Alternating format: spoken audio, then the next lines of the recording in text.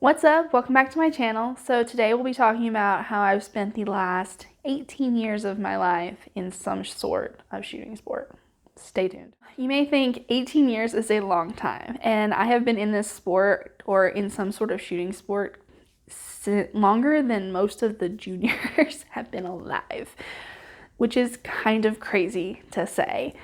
But I am 30 years old and I have been shooting competitively since basically 13.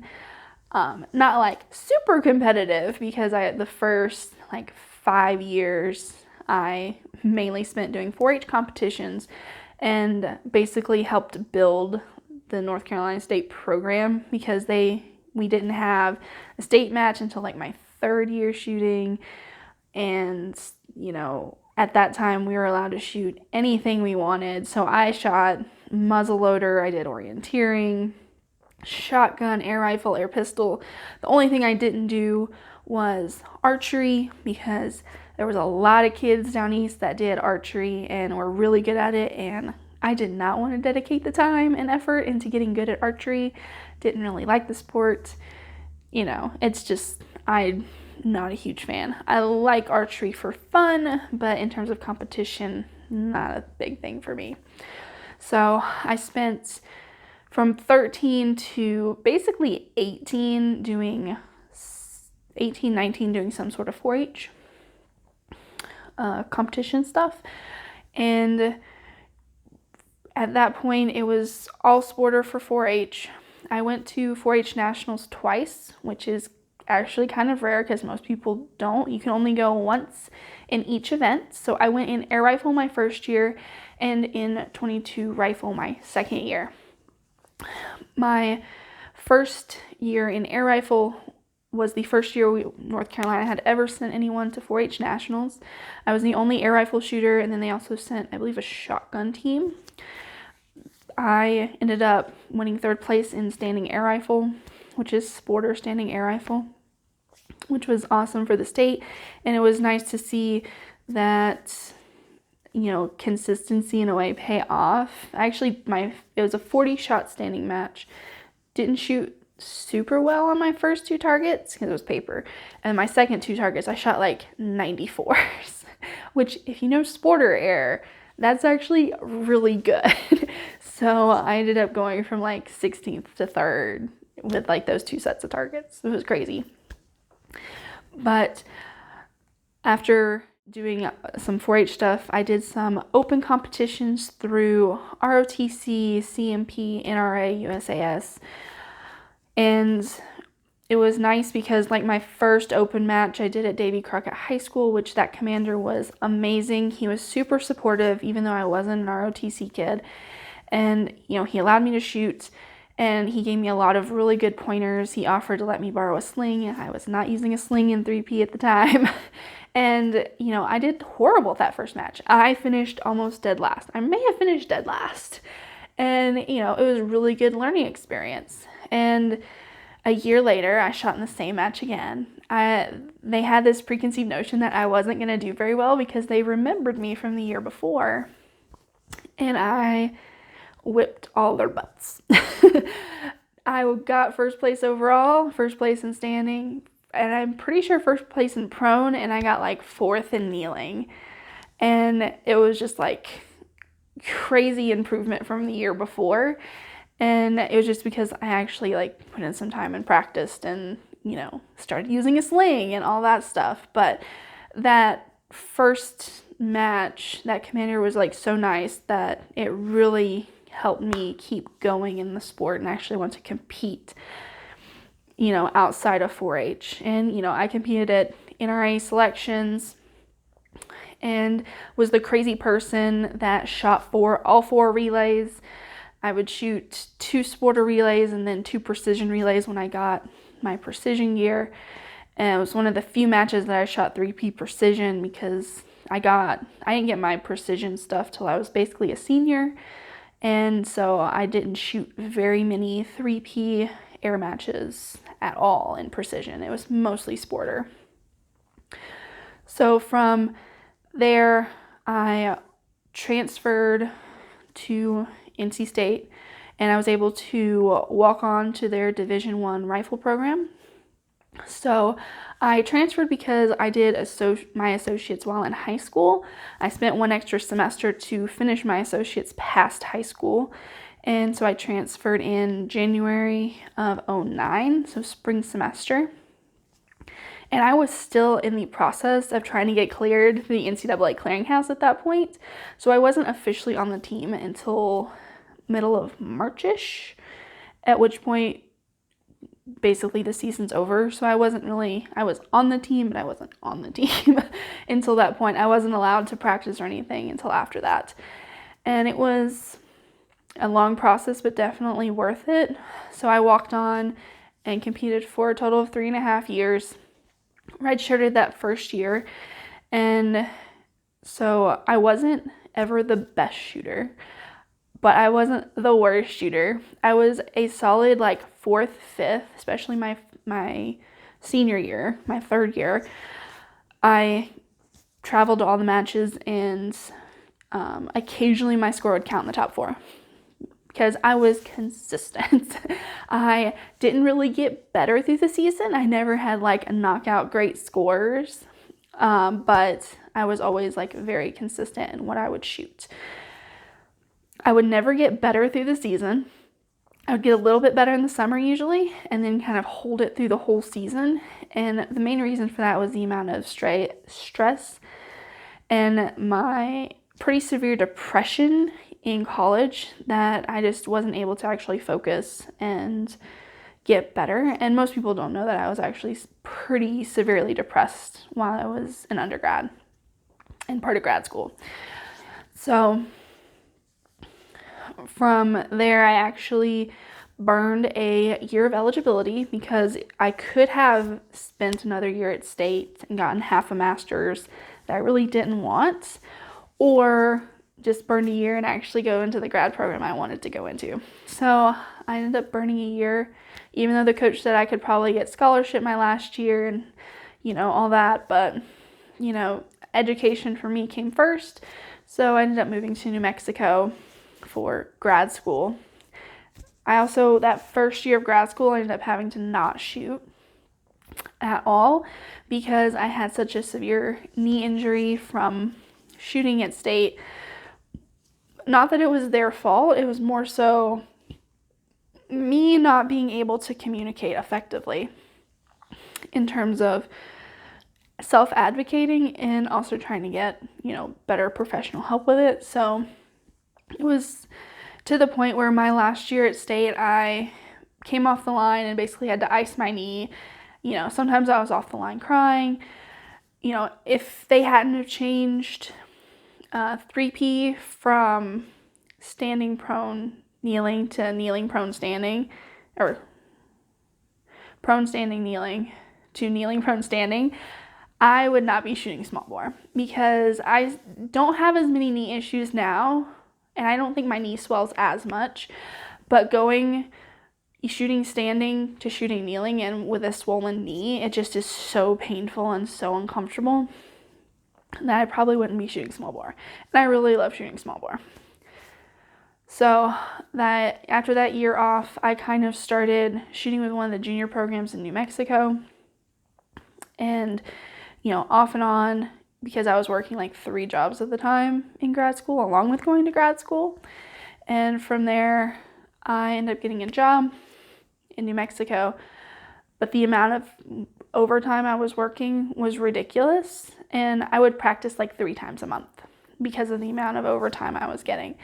And when you practice that little, it's really hard to gain anything. And I was pretty much just staying stagnant the entire time. For like that 5 years I worked there, my scores really didn't improve.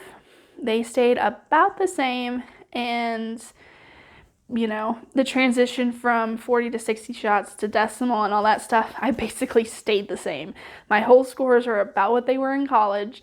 And basically up until the last 6 months, I had not improved at all. So at Winter Air of 2019, I had a emotional breakdown slash I'm fed up with this moment after the day one, because it's like I knew I could do so much better, but I just could not get myself to practice more because I was so tired. I was literally like, every time I tried to practice, I was like half falling asleep while standing there with my rifle. I mean, that's how tired I was. And I was getting so much OT and getting called out so often that I was just, I can't improve with this amount of stuff going on in my life. So I made the decision that night, after spending like 3 hours crying and, contemplating and all this other stuff about it, that I was going to try to get a different job closer to the OTC. And I started looking for jobs that night. And actually, the job I currently have was just posted on their website. And I was like, I think I could actually qualify for this job. I think I could get this job. And so I started applying for everything under the sun that was in Colorado within like 2 hours of the OTC. I had like 4 job interviews, and actually where I currently work, I had the option of 2 jobs, which was hilarious that I interviewed and got 2 job offers in the same round. Now that I work here, it's actually very hard to do that. But so in March of 2020, right before all the COVID shutdowns, I ended up moving and starting my new job in Colorado. And like the week I was going to start going to junior practices up here is that day, they sent out an email that all junior practices are canceled until further notice. So it's like the lockdown happened right when I was going to get back into and try to improve all of that. And I was living in an apartment and did not have enough room to practice. It was claustrophobic, and it was just, no good way to get around it. But it was also kind of a good thing for me. I spent basically the first 9 months after the move working on just learning my new job, because it was so different and involved so much more technical stuff and certifications than my previous job. It was nice just to be able to focus on that and not have to try to shove shooting in where I could. It was just focus on that, get through that first basically 6 months of training, and then, try to start shooting again.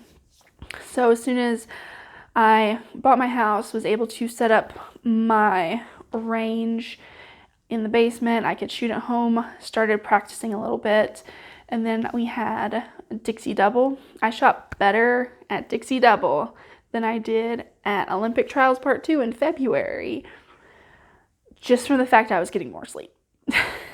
Because at Olympic Trials in February, I was so exhausted to the point where, I was just tired. Like between Winter Airgun of 2019 and Olympic Trials Part 2, I worked like 80 hours of OT. Like that was just crazy. I was exhausted. I had no practice for like 2 months.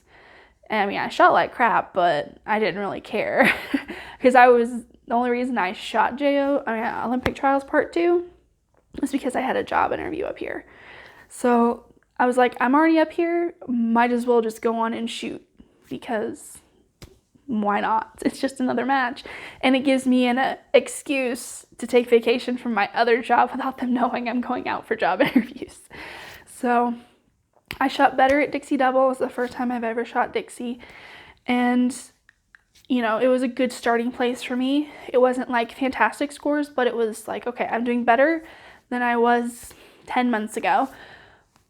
And it's like, this is where I'm starting from.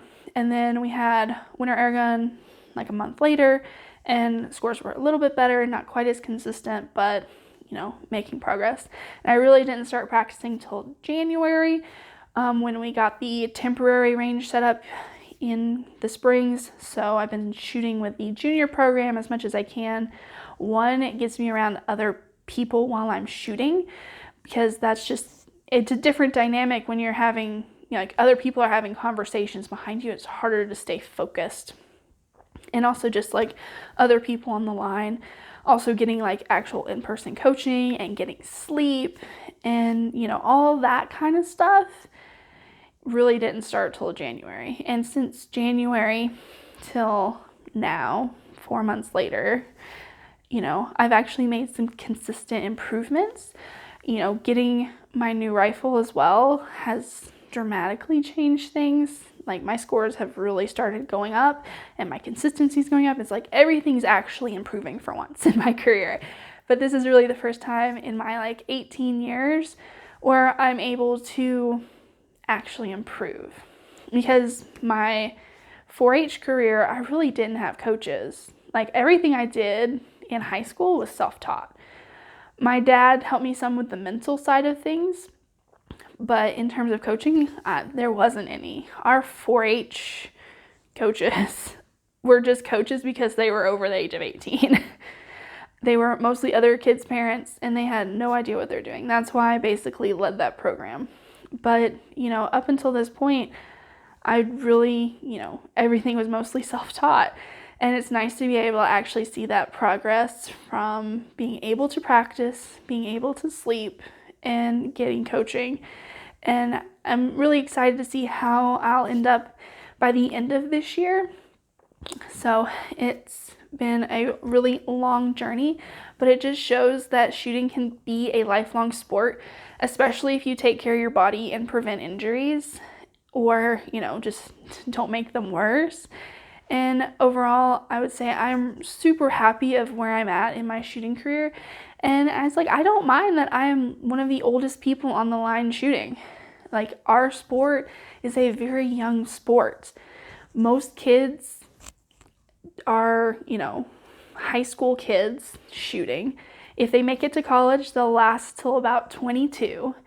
And then pretty much all of them retire. And it's really sad. And I'm really hoping that some of these videos will help some of our retired shooters come back, or people that are thinking of retiring, maybe they'll stay in the sport. Sad that there's only 3 or 4 open shooters in the US. I'm really hoping that documenting my journey of improvement as a 30-year-old really helps our juniors realize that they don't have to stop shooting when they're 18 and don't get into college for shooting, or 22 when they graduate college. They can continue the sport, and it doesn't have to be like at an international level. You know, they can still continue, you know, take a year off, or, you know, take a few months off, take 5 years off, but still come back to the sport and still be successful in it if they want to be. It's all about, you know, why do you shoot? And I shoot because I love the sport, and it's gotten me through some of my darkest times, and I really want to see where I can go with it. I happen to be 30 by the time I can actually have the time to dedicate to see where I can go with it. But, you know, it's all about, you know, your own journey and mine. So I hope you liked this video and you learned a little bit about my journey over the last 18 years, and that maybe you could get into the sport or continue with it, or maybe just start for the first time. Thank you for watching. If you liked what you see and like following my journey or learning about my sport, please subscribe, like this video, and if you have any video ideas that you would like me to make or topics, please leave them in the comments below or hit me up on one of my social medias, and I hope you have a great rest of your day.